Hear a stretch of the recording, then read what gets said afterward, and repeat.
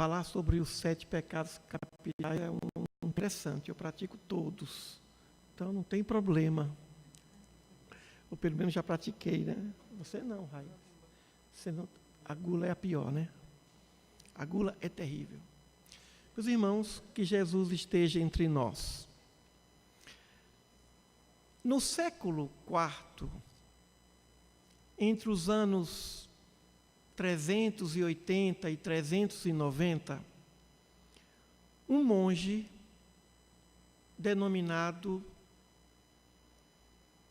Evagrio, chamado de Evagrio de Ponto, ou Evagrio Pôntico. Ele se recolheu nos desertos do Egito para ter uma vida reclusa, de reflexão. E lá, ele passou a estudar o comportamento humano e o seu próprio, e começou a refletir o que mais perturbava a natureza moral do ser humano. Quais seriam os piores erros que o homem praticava? E ele chegou à conclusão que 8 eram os equívocos, eram as limitações do ser humano. Tempos depois, o Papa Gregório Magno chegou à conclusão que não eram 8, mas sim 7. E quais seriam esses problemas que mais tarde foram denominados pecados? Na verdade, são atitudes desrespeitosas diante das leis morais de Deus. Evidente que para cada equívoco tem uma virtude que supre. Para o orgulhoso, o soberbo, o antídoto é a humildade. Para o irado, encolerizado, o antídoto é a paciência. E por aí se segue. Mas qual seria dos 7 o pior de todos? O pior de todos parece que é a soberba, o orgulho. Porque o orgulho nos leva aos demais problemas morais. O egoísmo, que é filho do orgulho, vem exatamente para colaborar com o materialismo. Como vencer a preguiça, a avareza, a inveja?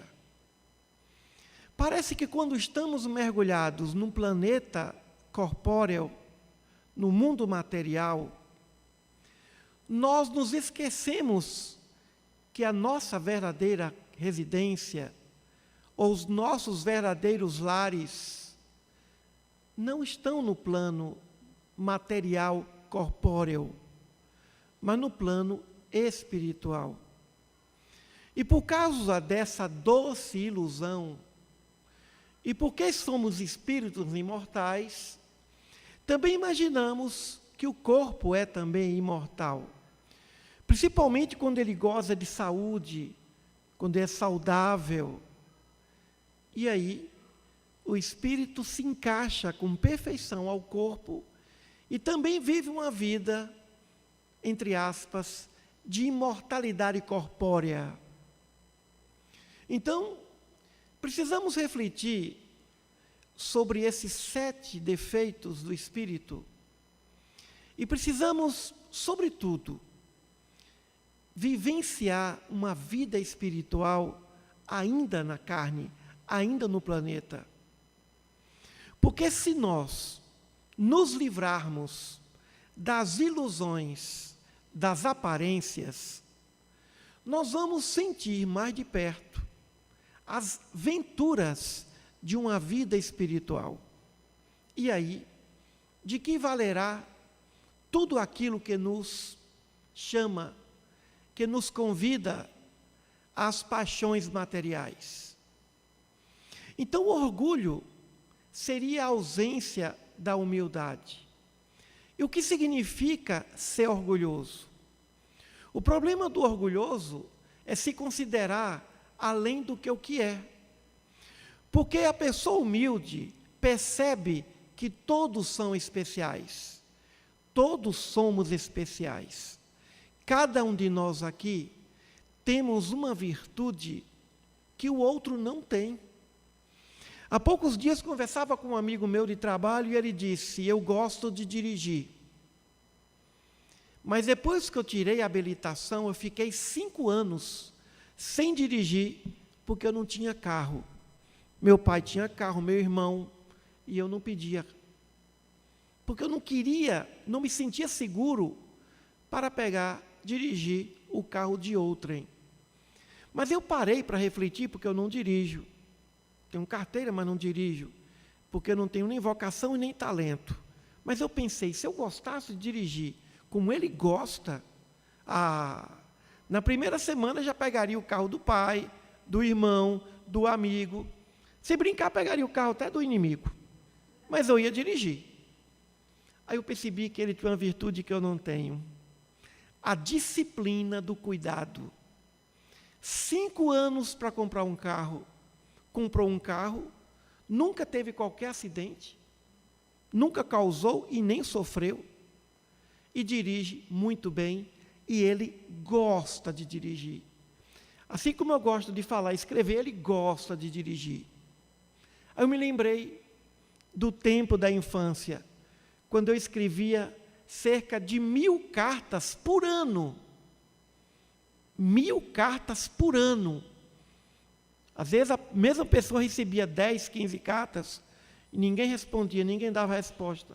Só no Natal, devido à consciência culpada de alguns, eu recebia muito cartão de Natal. Então a árvore de Natal lá em casa ficava cheia de cartão de Natal. Mas eu ficava feliz sabendo, ou ao saber, que todos os dias alguém abria o envelope. Não tinha internet, não tinha e-mail. E tinha lá uma carta do menino, depois do jovem. Depois eu parei de escrever e falei, agora eu vou escrever livros. Aquilo foi um treinamento. 1000 cartas, era mais. E mandava para todos os meus amigos. Eu mandava até para o vizinho, o carteiro entregava para o meu vizinho a carta que eu escrevia e colocava no correio.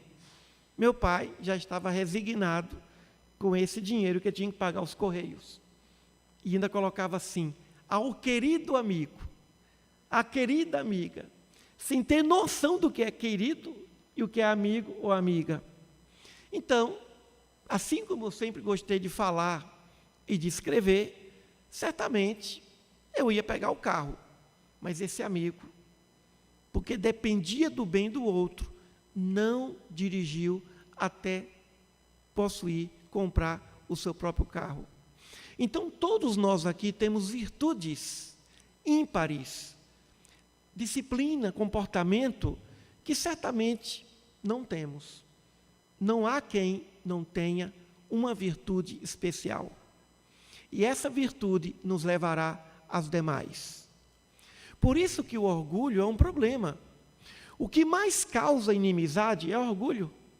O que mais causa separação conjugal é o orgulho, porque não sabe perdoar.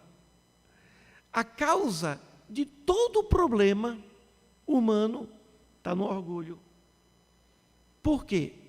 Porque nós nos imaginamos infalíveis.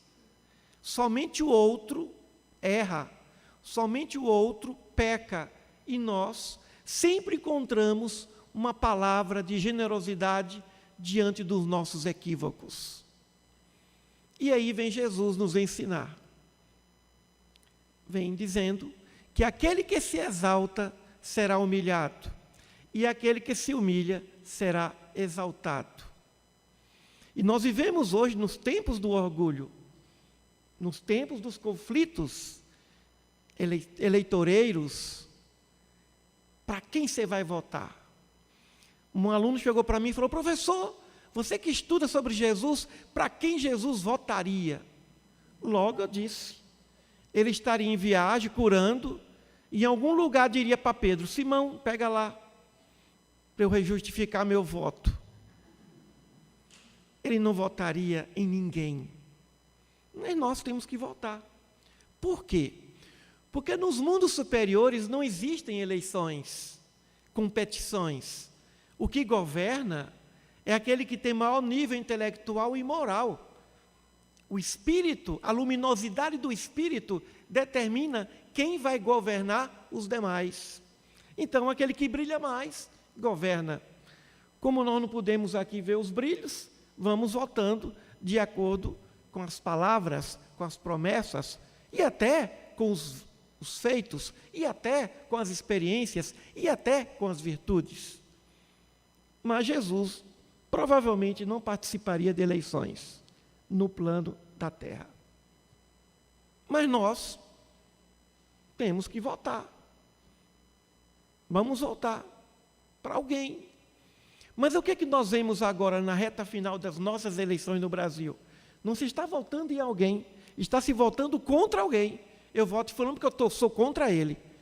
Eu voto nele porque eu sou contra o outro. Então eu voto do contra. É o voto do orgulho. É o voto da raiva. É o voto da antipatia. É semelhante a alguém que diz: vou casar com ele para não casar com ele. Mesmo gostando do outro, mas eu caso com esse, porque o outro me feriu. Então o orgulho é um problema. E aí vem Kardec que nos ensina: vale mais pouca virtude com humildade do que muita virtude sem humildade. Existem pessoas que têm níveis, virtudes, mas por causa do orgulho se acha mais santo do que o outro. Toda confusão vem do orgulho. E no ambiente religioso, parece que o orgulho religioso é o pior. Não é orgulho político, não é orgulho econômico, é o orgulho religioso. Porque alguém se acha superior ao outro, espírito mais evoluído do que o outro.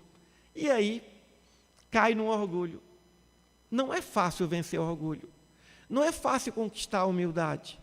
Quando a gente pensa que conquistou, tem uma recaída. Por exemplo, em tempo de eleição, é uma recaída. A gente olha para o candidato que a gente vê que não tem jeito, aí vem o orgulho. A gente se sente melhor do que o candidato. Ele, o político, é o corrupto. Ora, enquanto existir um eleitor que venda seu voto, nós vamos ter também político a vender o voto dele no Congresso, na Câmara, na Assembleia. Ou seja, os políticos somos nós. Cada um na sua faixa, cada um no seu nível. Depois nós temos um outro pecado capital, que é a inveja. A inveja. O que é inveja? A inveja é se sentir mal com o progresso do outro, com o sucesso do outro. A inveja não é desejar o que o outro desejou de bom. Não. O outro comprou um carro. E aí você olha para o carro e fala: eu quero um desse. Claro que você não quer o carro do outro. Não quer o carro do irmão, do próximo. Mas quer comprar o carro que o outro comprou. Afinal de contas, o outro tem bom gosto. Isso não é inveja. Não há inveja quando se deseja ter, possuir ou ser o que o outro tem, possui ou é.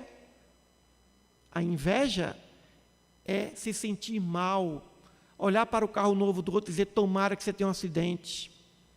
Ou seja, olhar para o marido da outra e dizer: tomara que ela seja traída. A inveja é a condição de não estar bem por causa do sucesso, do êxito espiritual, moral ou material de alguém. Isso é inveja. Para o invejoso não há repouso, porque é da natureza. Tem gente que fala assim: mas tudo que eu compro ele quer comprar igual. O que é que tem? Não é inveja. Ele quer imitar, ele quer seguir o seu bom gosto. Mas desse jeito. Agora, se ele desejar mal a você, porque você conseguiu isso, aí o problema é a inveja. Então, a inveja é o mal-estar, é o desejo de vingança que nós emitimos no outro por ele ter conseguido algum êxito espiritual. Isso acontece muito no mundo das relações humanas. Convivemos com pessoas, de repente alguém entra no meio religioso e muda de comportamento. E os amigos ligados ao vício, falam assim, não dou muito tempo para ele voltar a ficar conosco, torcendo pela recaída. Ele parou de beber. Pois é, eu conheço bem ele. Tomara que ele volte a beber. Agora quer ser santo.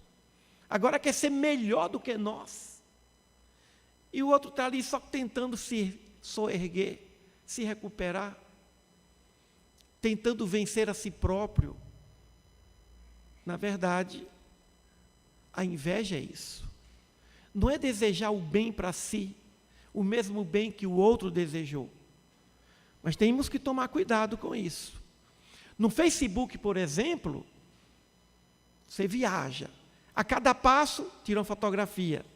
Daqui a pouco tem um acidente. Uma amiga minha viajou para um lugar, tudo ela tirava foto, depois teve um acidente de bicicleta. E eu falei, olha, deixa para colocar as fotos no Facebook depois da volta da viagem. Porque mesmo assim você vai ter que orar. Porque ao você tirar uma foto feliz, o outro pensa assim, por que não eu? Porque para mim é difícil tudo. Que bom que fulano está viajando, que ótimo, passando na lua de mel, que maravilha.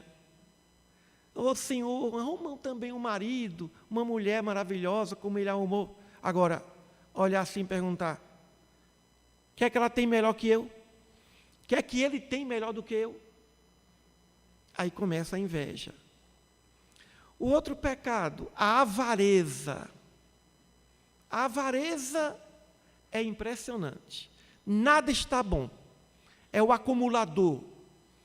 Quanto mais, melhor. Não há qualquer tipo de satisfação pelo que tem. Sempre quer ter mais. E aí vem Jesus. De que vale ao homem ganhar o mundo inteiro se vier perder sua alma? E conta uma parábola de um homem que acumulou, juntou em celeiros e disse, agora minha alma pode repousar. Agora eu posso descansar. E Jesus termina a parábola dizendo, e não sabe ele, que ainda essa noite ele voltará à pátria espiritual. Mais uma vez, nos colocamos na condição de que a vida eterna é a vida do mundo material. A superação do espírito está em conviver na vida material e estabelecer a condição de que ele não é o próprio corpo e que esse mundo não é a sua verdadeira casa. Então, a avareza é aquele sentimento de eterno descontentamento. E outra coisa, será que vai ter no futuro? E vem Jesus dizendo, mais uma vez, não vos preocupeis com o dia de amanhã, a cada dia basta o seu trabalho. Buscai o reino dos céus e sua justiça, e as demais coisas vos serão acrescentadas. Então, confiemos na providência divina. E ele continua, olhai os lírios do campo, as aves do céu que não juntam em celeiros. É confiar na providência divina. Mas por que nós não confiamos na providência divina? Porque vivemos uma vida desregrada, vivemos uma vida de desrespeito diante das leis naturais. E por causa disso nós sentimos medo. E o medo nos leva à incredulidade e por isso não confiamos no futuro. E aí o que é que fazemos? Acumulamos, juntamos, e todo tanto é pouco. O dinheiro desonesto. O dinheiro desonesto é semelhante a uma quantidade enorme de água, mas de água salgada, água do mar. Quanto mais bebe, mais sede sente. Vale muito mais um capital honestamente ganho do que muito dinheiro desonestamente adquirido.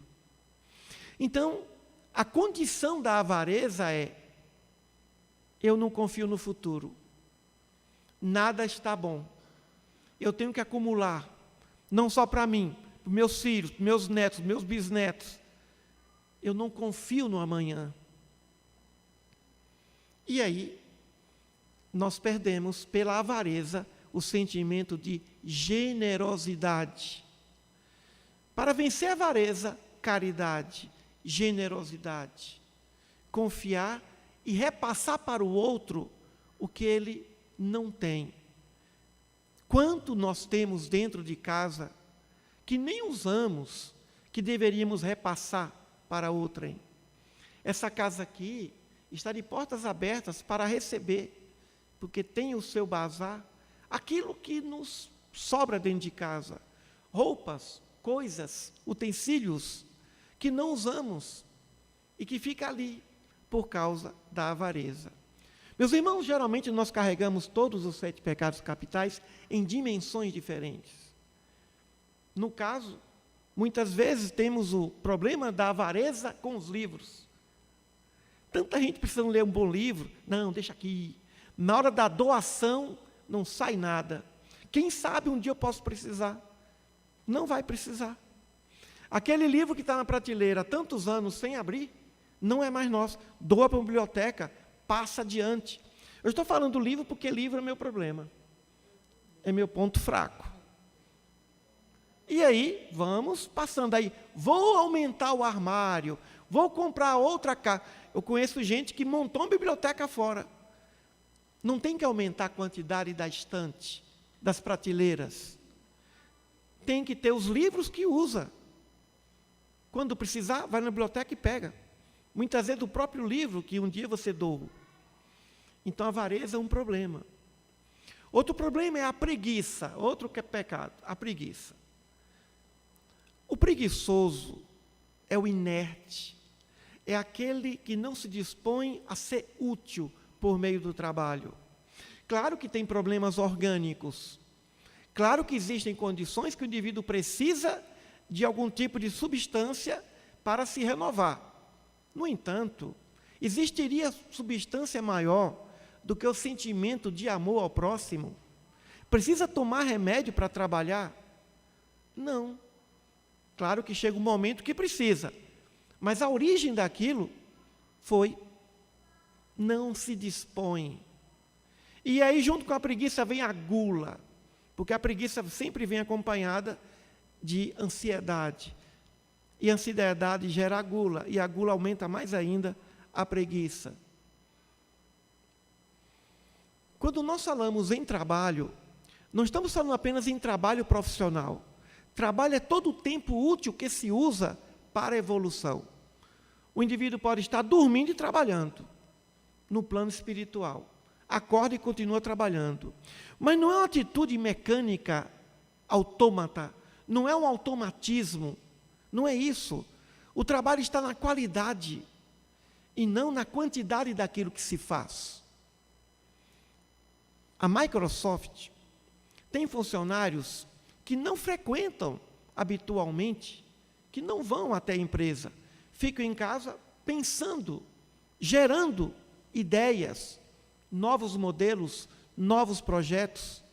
Quando nós pensamos em trabalho, pensamos em relógio de ponto e uma atitude robotizada. Não é isso. O trabalho está na qualidade e não na quantidade de horas que trabalhamos. Mas quando o indivíduo para de amar, ele entra na preguiça. É o amor que nos move os passos. É o amor combustível da alma para que nós prossigamos. Até mesmo na física, trabalho é igual a força vezes deslocamento. Força que o indivíduo age. E deslocamento, sai de um nível para outro nível. Ou seja, na física não existe trabalho negativo, todo trabalho é positivo. Nós, quando trabalhamos dentro de uma visão materialista, trabalhamos em perda. E já que na física não tem negativo, no mundo da moral tem o negativo, que é a perda de tempo. O que o nosso querido Raimundo disse aqui hoje. Quando nós perdemos tempo. Então, a preguiça é a falta de motivação para evoluir. É a falta de disposição para encontrar em si a condição de estar ajudando o outro, desfrutando da felicidade plena, porque propõe e ajuda a felicidade do outro. É um promotor da alegria do outro.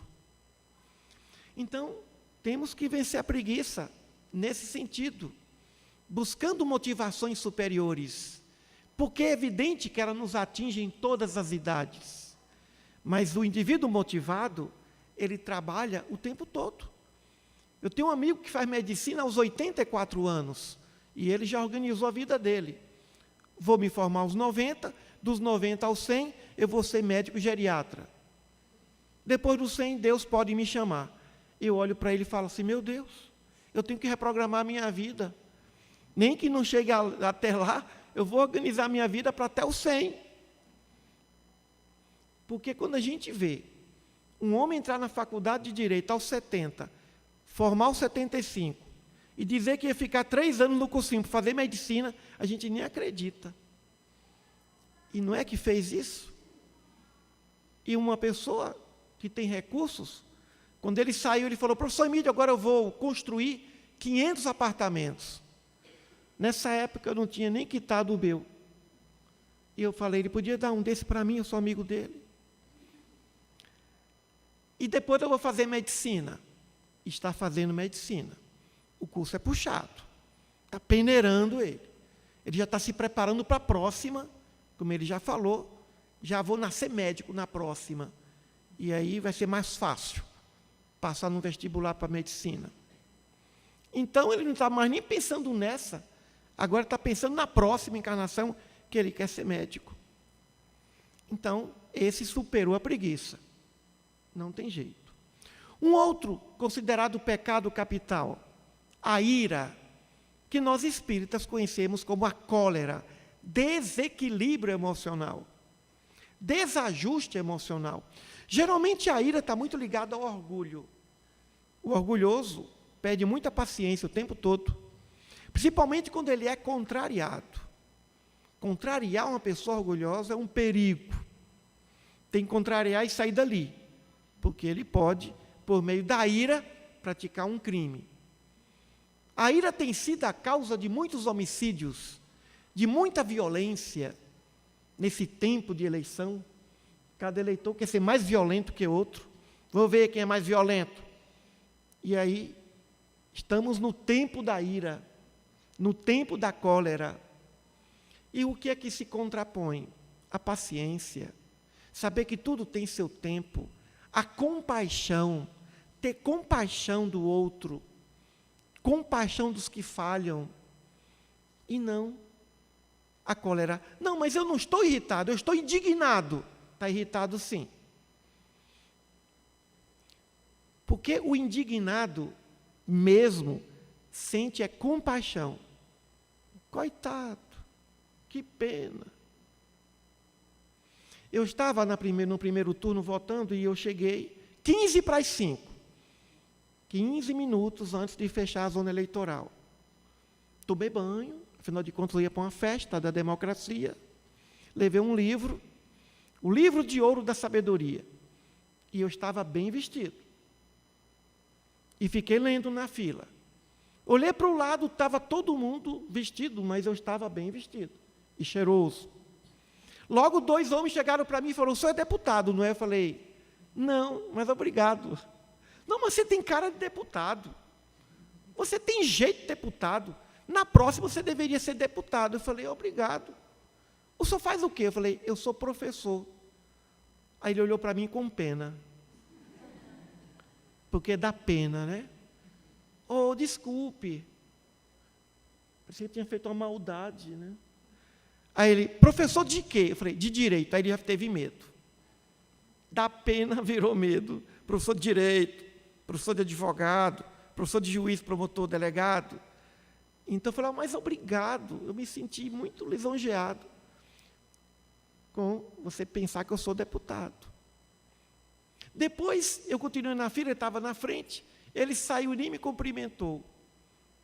Ele queria, de algum modo, olhou para alguém que estava ali arrumadinho e dizer, esse tem cara de deputado, bem nutrido, ainda com a cara de felicidade, e nós aqui, nessa fila. Eu fiquei 1 hora na fila. E aí, no meu caso, não senti compaixão por ele que sentiu compaixão por mim. Eu senti alegria, ó, que bom, ele pensou que eu fosse deputado. Mas depois a gente percebe que a intenção não foi essa. Compaixão, para superar a ira, e não vingança. E não vingança. E não vingança. Então, nós precisamos fazer algumas análises do comportamento. A luxúria, outro pecado capital. A luxúria tem muita ligação com a gula. A gula, comer demais, ansiedade, todo tanto está pouco. Não pode ficar com a boca parada. Para a gula, precisa de temperança, ter controle. E para a luxúria também. A luxúria é o culto ao prazer. É o hedonismo, prazer em todos os níveis. Geralmente se fala aqui, na luxúria, a respeito dos prazeres da sexualidade, da bebida, da comida, tudo que leva ao prazer material. O homem, o ser humano, escravo das sensações dos sentidos, escravo do paladar. Não é fácil vencer o paladar. Não tem mais fome, mas agora tem, eu não estou com fome, mas está tão saboroso. O primeiro prato, meus irmãos, é para acabar com a fome. O segundo é para acabar com a gente. E o terceiro, aí acaba toda a família. Ou seja, desrespeito ao corpo.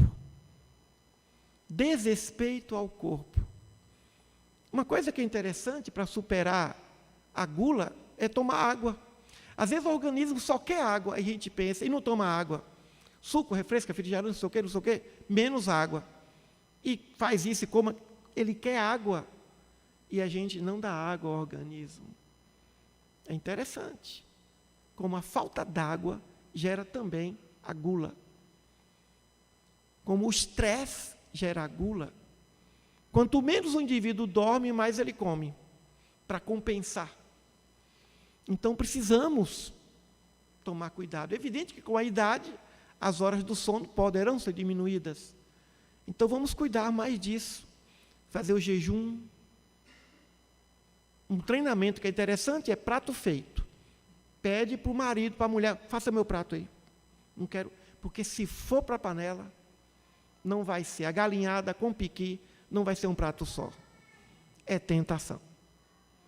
Uma vez um amigo contratou uma empregada doméstica, a mulher sabia tudo.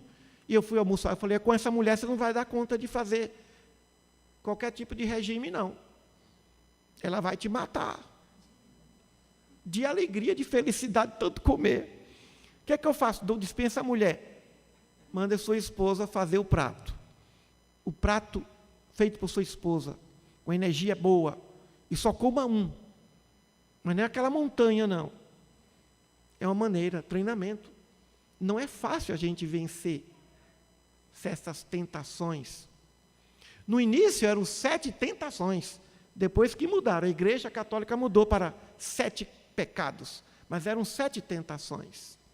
A luxúria e a gula têm tudo a ver, como a avareza e a inveja têm tudo a ver. Então, nós precisamos cuidar. Como o orgulho e a cólera têm tudo a ver. Então, a preguiça tem tudo a ver.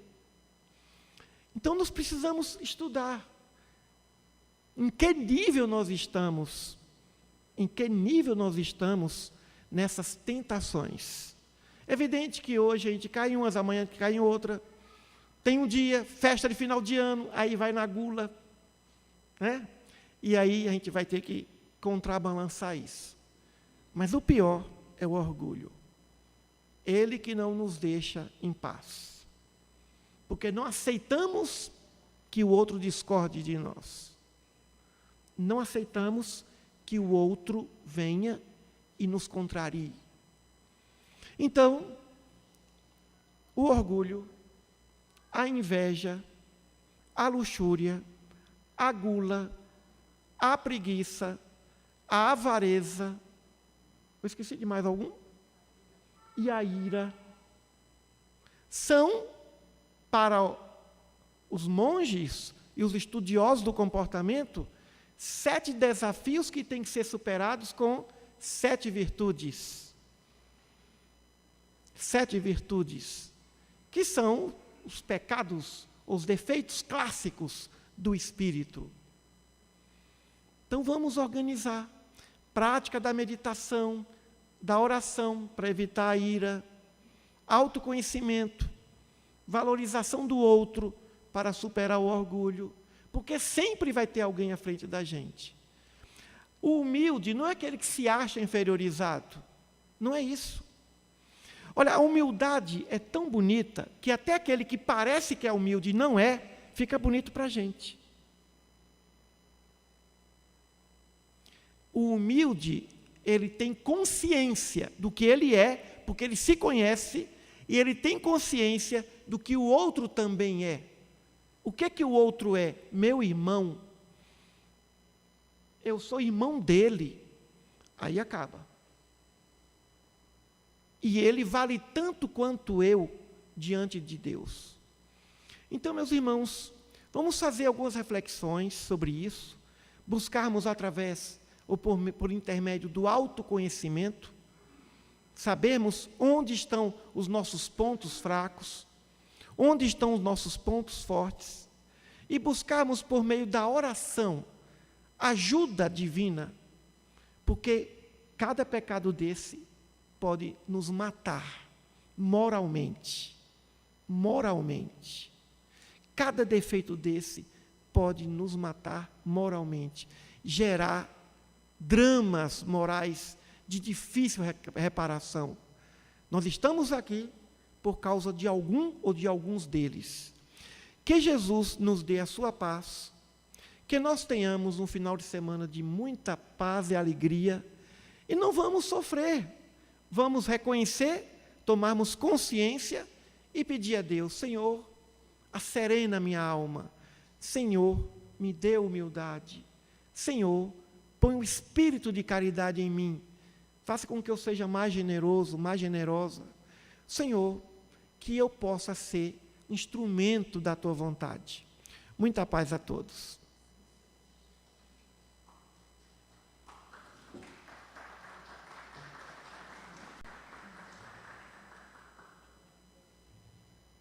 Nossa gratidão ao Emílio, que Deus abençoe, e dê saúde para que ele continue divulgando o Evangelho.